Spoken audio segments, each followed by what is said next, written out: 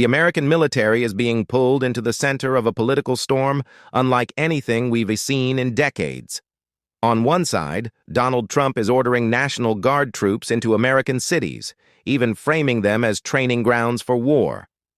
On the other, governors, veterans, and members of Congress are warning that these moves violate U.S. law and could mark the beginning of something far more dangerous.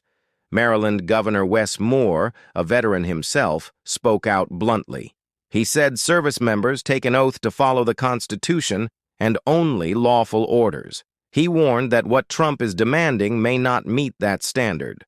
His words carry weight, because every soldier knows the line is clear.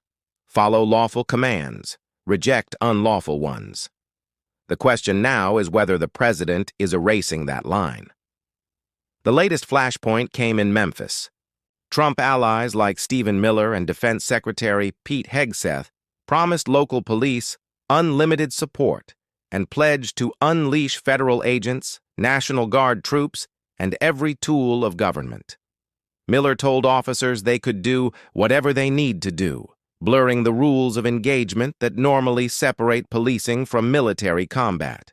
The language was not only shocking but unprecedented in modern American politics.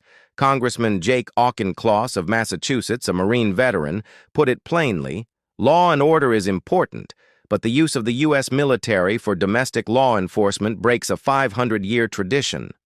He reminded Americans that the founders themselves fought against quartering the king's troops, and now the president appears to be repeating that same mistake.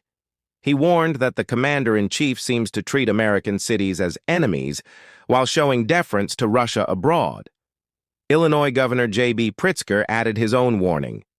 He said using troops in cities as if they were pawns in a proving ground for war is inane, and raised questions about Trump's fitness for office.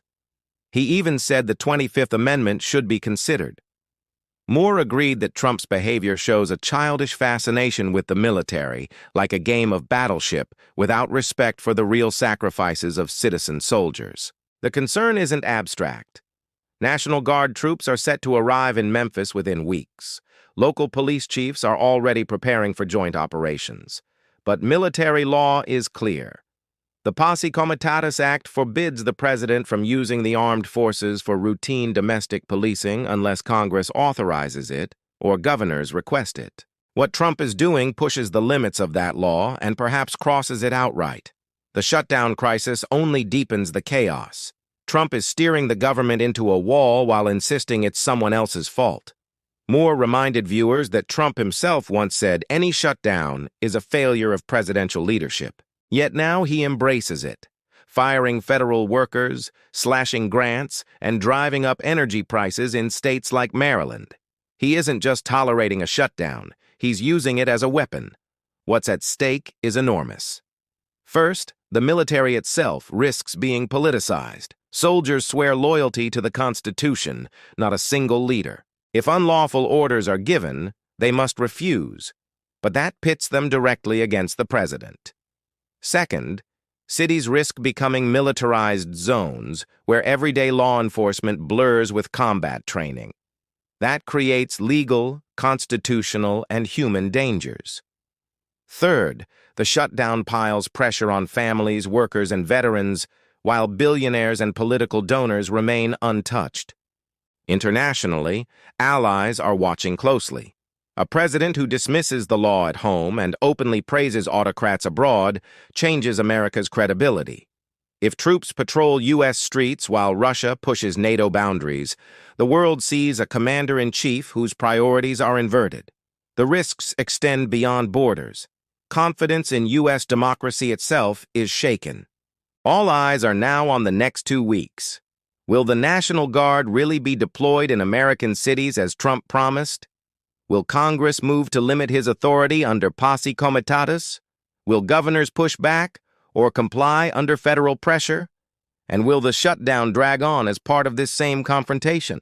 The next 48 hours will decide whether this is just another headline or the beginning of a deeper constitutional crisis.